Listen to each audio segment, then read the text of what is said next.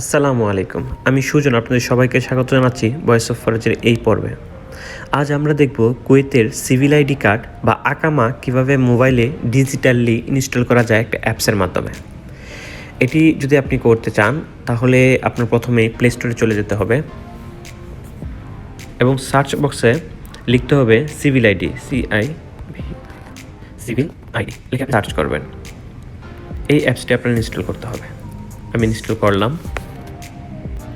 আর download হতে হতে একটি কথা বলে রাখি, এখন যারা বাংলাদেশ থেকে কুয়েতে আসবেন, ছুটিতে গিয়েছিলেন, তারা যদি কুয়েতে আসেন তাহলে আপনাকে মাস্ট বাংলাদেশ এয়ারপোর্টে সিভিল আইডি কার্ড এবং সিভিল আইডির এই মোবাইল ভার্সনটা আপনাকে দেখাতে হবে, না হলে আপনাকে আসতে দেবে না। তো এর জন্য বাংলাদেশে থাকা অবস্থায় কুয়েত মোবাইল আইডি ইনস্টল করে রাখবেন। সফটওয়্যারটি ইনস্টল হলে সফটওয়্যারটি ওপেন করুন।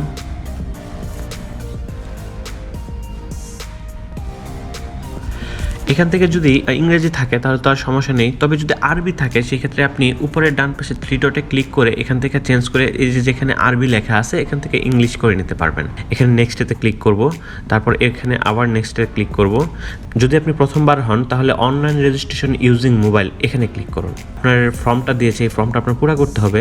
যেমন আমি আমার সিভিল আইডি দেখে আমার সিভিল আইডির নাম্বারটা এখানে বসাবো।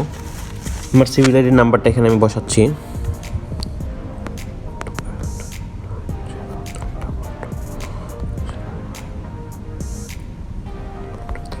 ওকে, তারপর সিভিল আইডি কার্ডের একটা সিরিয়াল নাম্বার আছে, যেটা আপনি সিভিল আইডির পিছনের ব্যাক পার্ট আছে, সেই ব্যাক পার্টে লেখা আছে সিরিয়াল নাম্বার। সেই সিরিয়াল নাম্বারটা আপনার এখানে দিতে হবে।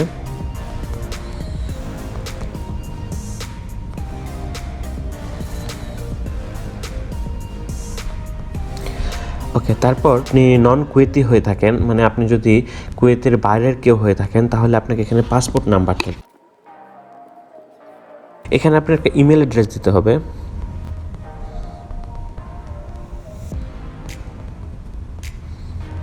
এখানে আপনার একটা মোবাইল নাম্বার দিতে হবে, কুয়েতি একটা মোবাইল নাম্বার দিতে হবে।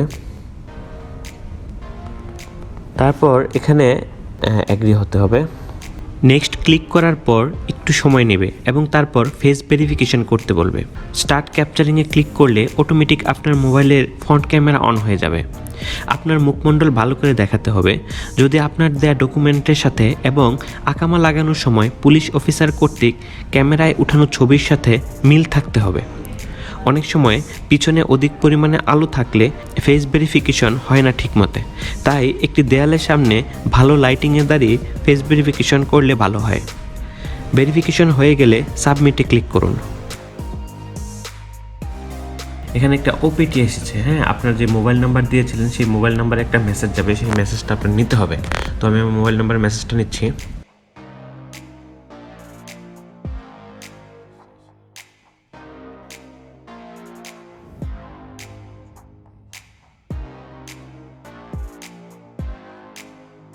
এটা হলো আপনার আপনি যে নাম্বারটা দিয়েছিলেন সেই নাম্বারটা একটা ভেরিফিকেশন কোড যাবে। সেই ভেরিফিকেশনটা কোডটা এনে ওই যে উপরে যে একটা নাম্বার হচ্ছে, মানে 2 মিনিট টাইম দেওয়া আছে, 2 মিনিটের টাইমের ভিতরে আপনার ওই নাম্বার ওই ভেরিফিকেশন কোডটা এনে এখানে দিতে হবে।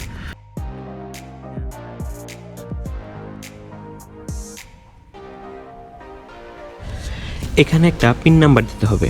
খেয়াল রাখবেন পিন নাম্বারটা যেন র্যান্ডম হয়, মানে 1 2 3 4 এ ধরনের নাম্বার দিবেন না। তারপর নিচে কনফার্মে ক্লিক করলে একটি নোটিফিকেশন দিয়ে সাকসেস দেখাবে।